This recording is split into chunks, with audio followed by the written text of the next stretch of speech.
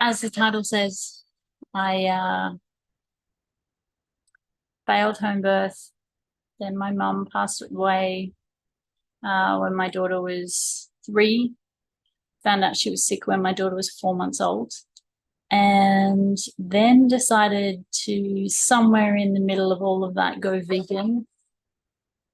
Then ended up with a pretty severe eating disorder that has dictated a big chunk of my life over the last 8.5 years. And now here I am, completely depleted. I didn't actually think I could get any more depleted when I was in the middle of my eating disorder, like really in the middle of it. But now that I'm eating again, I'm coming out the other side of it, thankfully. I am so depleted. I am so tired. I'm so tired all the time. And I've done so much trauma work over the last 8 years, really, really digging into why. Why do I have an eating disorder? Why did I have to have a failed home birth? Why did my mum have to die when my daughter was 3? Why did she have to get sick when my daughter was just a little baby?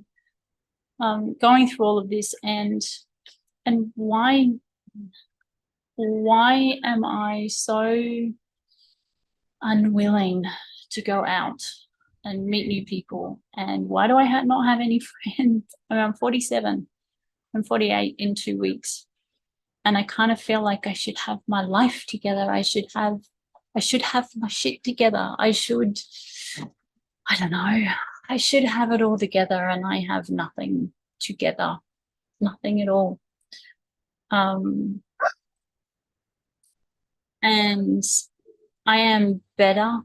I am better than where I was when I first started this podcast. When I first started my Love Creates Freedom podcast, I am so much better than where I was, because I thought I was a mess when I started that podcast. But all of these beautiful people that have helped me through just some really hard, dark times that I've shared on that journey has been amazing. And while I've come a long way emotionally, I am physically so depleted. I can just feel it, but I don't. I do not know how to take action. I do not know how to fix my physical body. I don't know how to. I keep hearing meditate. I don't know how to meditate. I keep hearing do yoga. I don't know. I don't know. It's not that I don't know how to do yoga. I've done yoga, but there's just something that keeps stopping me. And then a friend of mine keeps saying, self-love, where's your self-love? If you loved yourself, you would do these things. So where's your self-love? And I thought, it's probably somewhere down the toilet. It's probably somewhere, I don't know, out in the ocean, in a shitter somewhere. I don't know. I don't know where my self-love is. And it's a rough journey, but from a feeling perspective, I'm probably, I don't know if you can hear our roosters. We have so many roosters and they're all crowing at the moment. It's the end of the day, so they're all getting hungry. I don't know. I'm from a feeling perspective, I'm feeling much better. So I'm not down that deep, dark rabbit hole that I used to be in. I've come through my depression. I've come through my panic attacks. I've come through going down those really deep, dark rabbit holes. I've come through a lot of the darkness. And now I feel like I'm sitting outside the mud on rock going, crap, I'm so tired. It was so hard to pull myself out of the mud because I was face first down in the depths of the mud for such a long time. And I have worked my emotional ass off to bring myself out of that mud, to bring myself out of that space, and to bring myself into this space of where I am now, which is vastly better than where I was. But it's still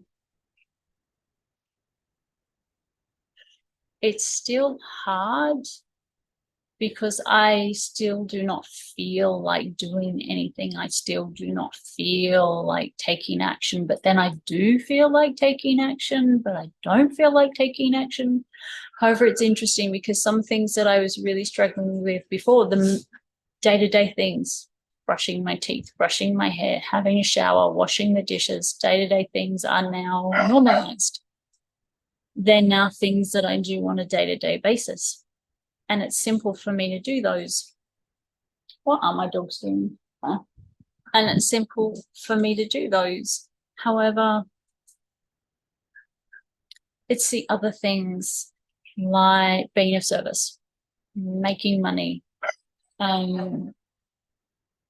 the yoga, the meditation, the connecting, channeling, all the things I used to do. There was a time where I could sit in silence on my own for 6 to 8 hours a day and quite happily be inside my body with myself. Now, holy crap, I'm sitting in silence, being inside my body. I last about 5 minutes and then I need to get up and do something. And I get that it all comes from the build-up. It all comes from the trauma, the bullying, the meanness, the volume of people that said they were my friends and then ended up being some of my biggest bullies, and my own sibling, who at the time I thought was my best friend, I was only 12, ended up being my biggest bully of all time. She was the worst of all of them. And not that she would say I was the worst to her. So that goes both ways. That is not a one-way street. We both have our own perception about that. We both have our own interpretation of what happened. And just being so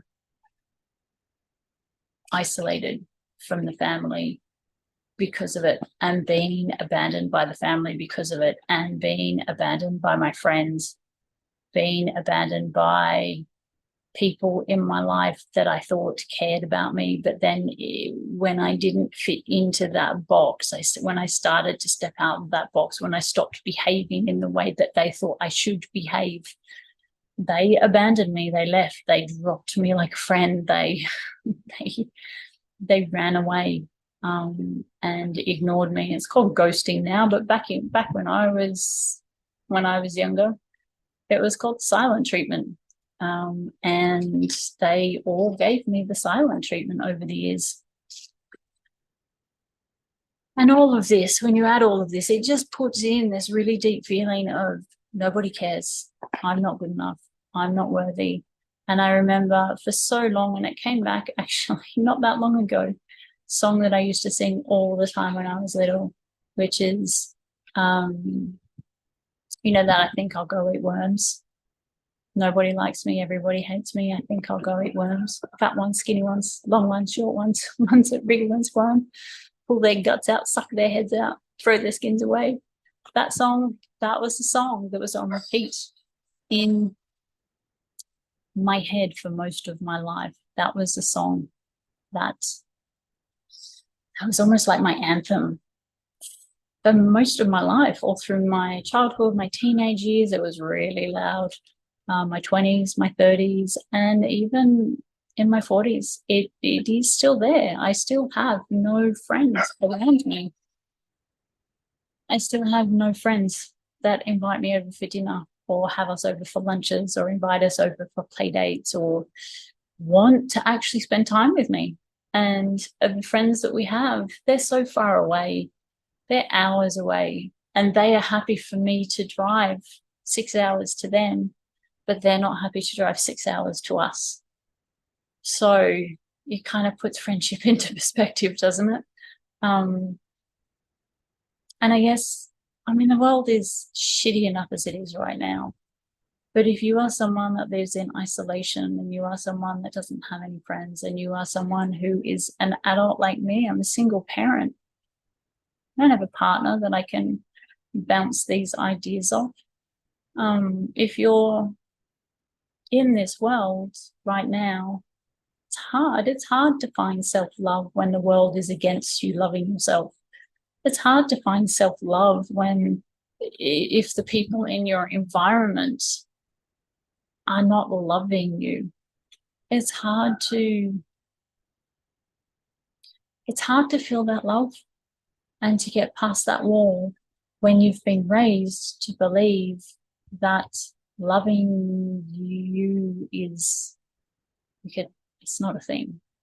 I wasn't raised in a warm, kind, loving environment. I was raised with people that I really did believe did not give two hoots of a shit about me, didn't care about me. They didn't love me.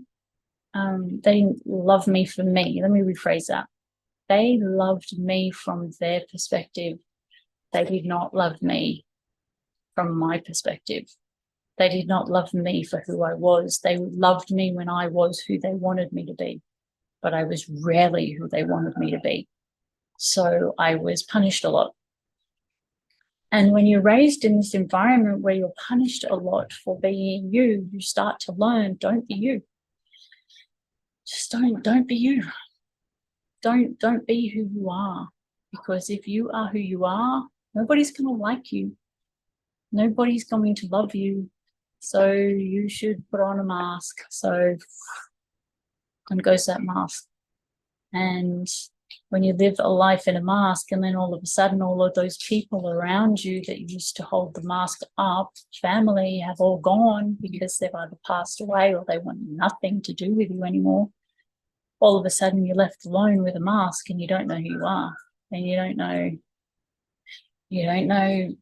how to live. How do you live with a mask? I don't know. So this has been my journey. I've got a dog nudging my hand.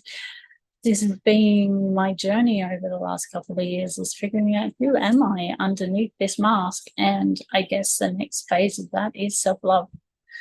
That's where I've done so many different, that's a dog, by the way, that there, that's one of our dogs. I guess it's who am I in all of this. I've done so much of the trauma work. I've let go of a lot of the trauma. I've let go of the pain, the punishment, the anger, the hate, the resentment, the pain. Now I'm sitting here on the rock going, I'm empty. I've got nothing. I have nothing left, and I have no one to help me. So I guess I'm on the rock on my own.